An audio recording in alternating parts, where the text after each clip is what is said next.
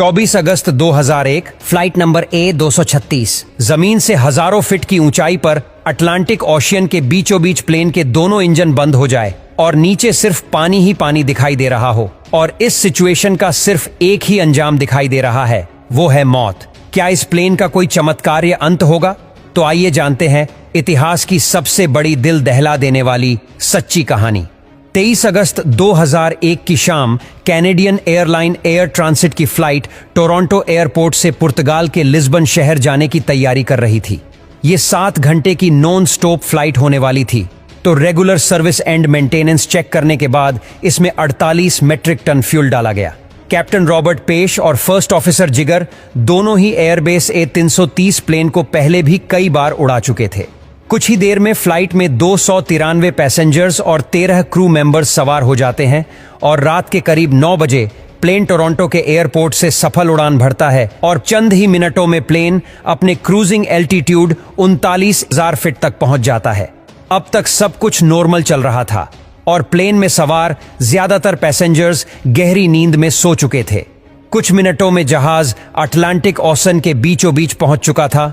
रात के करीब 1 बजे कैप्टन रॉबर्ट पेश की नजर प्लेन के इंजन नंबर 2 के कंट्रोल पैनल की तरफ पड़ी, जहां रीडिंग आ रही थी कि राइट साइड के इंजन में ऑयल प्रेशर काफी पड़ चुका था। साथ ही ऑयल की क्वांटिटी कम और ऑयल टेम्परेचर भी लो इंडिकेट हो रहा था। इस तरह का एरर दोनों पायलट अपने करियर में पहली बार देख रहे थे, इसलिए दोनों ही पायलट तुरंत फ्लाइट मैनुअल को देखते हैं, लेकिन उसमें उन्हें कुछ भी नहीं मिलता और पायलट ने कनाडा में स्थित एयर ट्रांसिट के मेंटेनेंस कंट्रोल सेंटर में फोन किया और इस प्रॉब्लम के बारे में बताते हैं, लेकिन जवाब में उन्हें सिर्फ इतना कहा जाता है कि आप एरर को मॉनिटर करते रहे और हमें इस बारे में जैसे ही कुछ पता चलेगा तो हम आपसे कांटेक्ट करेंगे। उड़ान में कोई दिक्कत नहीं थी, इसलिए पायलट ये सोचकर रिलैक्स हो गए कि शायद कोई फोल्ट सेंसर ऑयल की गलत रीडिंग दे रहा है।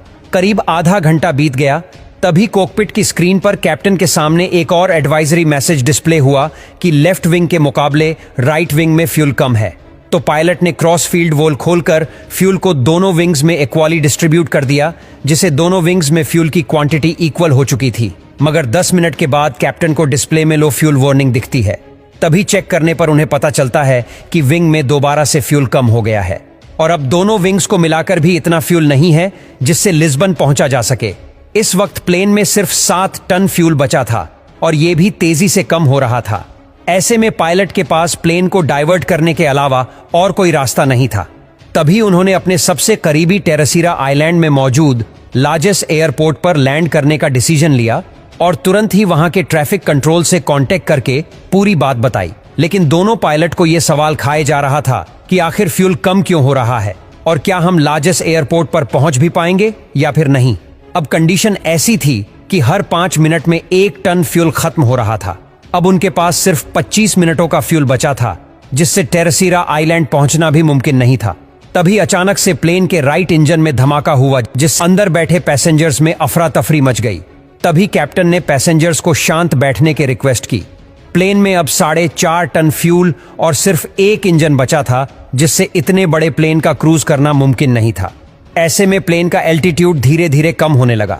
अब प्लेन में सिर्फ 600 ग्राम फ्यूल बचा था और वो भी अब अपनी मंजिल से 240 किलोमीटर दूर था। तभी कैप्टन को जिसका डर था वही हुआ। प्लेन का लेफ्ट इंजन भी अपने फुल ट्रस्ट पर चलने की वजह से जल गया और अब फ्लाइट बगैर किसी इंजन के अटलांटिक ओशन के ऊपर ग्लाइड करने लगा। अब लार्जेस्ट एयरपोर्ट 120 किलोमीटर की दूरी पर था। प्लेन 3000 फीट तक नीचे आ गया था। अब अगर प्लेन ग्लाइड करते हुए एयरपोर्ट तक नहीं पहुंच पाता तो उसे पानी में ही लैंड करना पड़ता। अब सब कुछ प्लेन के बीच कंट्रोल पर निर्भर था, जिसे पायलट मैन्युअली लिवर से कंट्रोल कर रहे थे। कुछ मिनटों बाद प्लेन और एयरपोर्ट के बीच का डिस्टेंस 15 किलोमीटर तक पहुंच चुका था। इतने डिस्टेंस पर फ्लाइट का एल्टीट्यूड 3000 फीट रखने की सलाह दी जाती है, जबकि इस प्लेन का एल्टीट्यूड 13000 फीट था।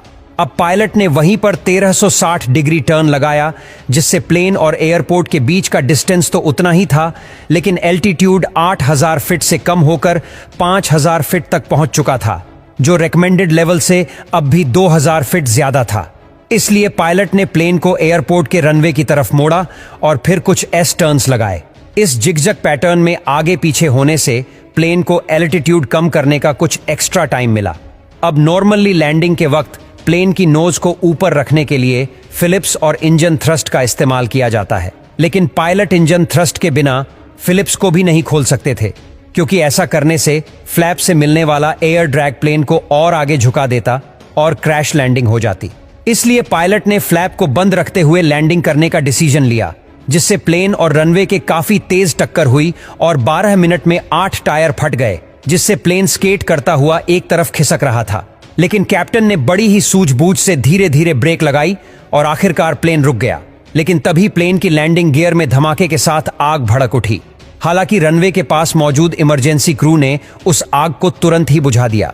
इस तरह एयर ट्रांसिट फ्लाइट 236 के जांबाज पायलट ने 306 मुसाफिरों की जान बचाई और आज तक ये इतिहास का ऐसा इकलौता प्लेन है जिसने बगैर किसी इंजन के इतनी ज्यादा देर तक ग्लाइड करते हुए अपनी मंजिल तक पहुंचने का रिकॉर्ड बनाया है।